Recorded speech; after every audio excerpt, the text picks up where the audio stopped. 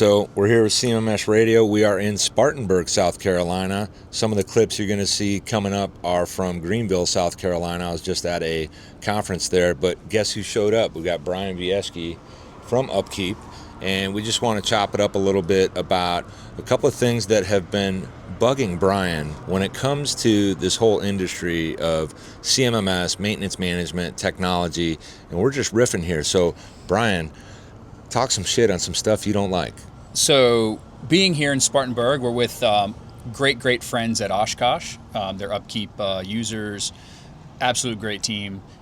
Trent from that team will be joining us shortly tonight. Hopefully we get some content with him as well. But, we were going through and doing a lot of CMMS optimization evaluations. So they're already implemented. They're crushing it, doing an absolute wonderful job. And I like to come around and start flipping over rocks, if you will, right?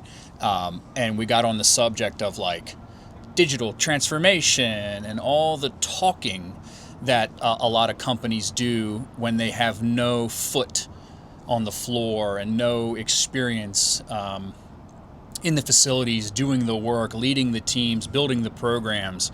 And we kind of got on a tangent today just talking about how the actionable insights from experience are severely lacking in CMMS particularly, but in industry as a whole, right? You get a lot of people that bring this whole digital technology-driven thing, and while I'm a part of it, leverage it, and very grateful for it, there's just this missing piece, and it is have you done the work to then leverage these things to their full potential?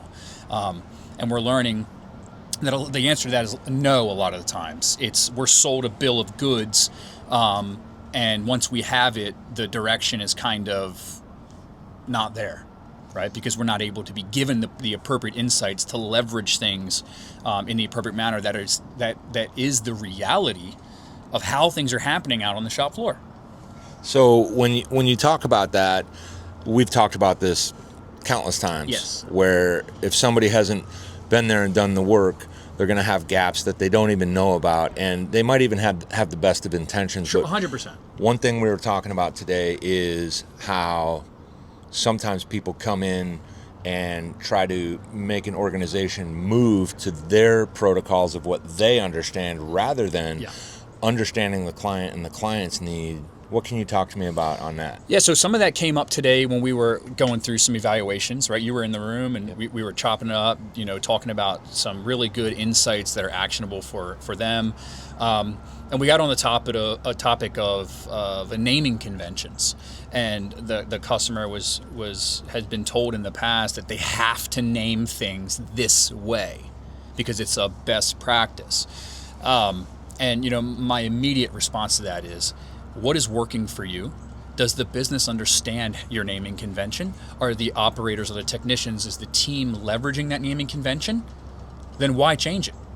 If it's working for you and it is an appropriate, or it represents an appropriate hierarchy that you've established, why change it? Why change it just because some guy said it's not the best practice? That gets back to the outcome. It's all about the outcome, and how in fact do the basics always come back and remind us that's where it all starts. You can't fake the work, right?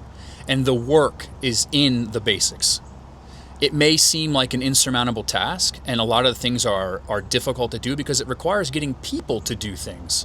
It's not just hitting a button and leveraging a technology. You have to leverage people. You have to have experiences. You have to build relationships. You have to correlate. You have to show people where they fit in a big picture. That's hard, which is why people don't do it.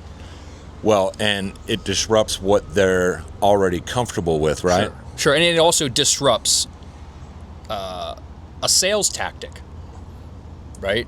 So if you have a hardcore sales tactic, which is digital transformation or solve all your problems by getting this thing, and I say, okay, well, what about my team? How do I build adoption? How do I leverage all the appropriate things to show value for them? Well, I've derailed that conversation because I'm not just falling over myself for a silver bullet, right? We love those silver bullets because we know it's a pure myth. 100%. There's not going to be anything where you set it and forget it. And one of the things we're going to be doing in a little while is we're going to talk more about this. Quick shout out to Bob Latino, the godfather of the HLM. We're about to have one. And for right now, Bryan, I want to thank you for being on with me. CMMS Radio, shout out to Bob. HLM incoming. Yeah, Bob is the man. Known Bob for a long time, and yeah, we're gonna have some good. We got some people showing up that are some high rollers. And Greg, you got to spend the week with other UpKeep ambassadors and some of my good friends, George and Angelica, and I met Dan for the first time. Absolute crushers, and I wish they could be with us tonight, but they're driving a long way. So. That's true. So a little insider view, we were hanging out with George Williams, Angelica Williams, and Dan Anderson of Reliability X, so shout out to them as well. Pros. They had me set up with a real nice rig when I was at the Streamline Asset Management Conference over here in Greenville. So we're going to call this one a wrap, but we will be back. Thank you.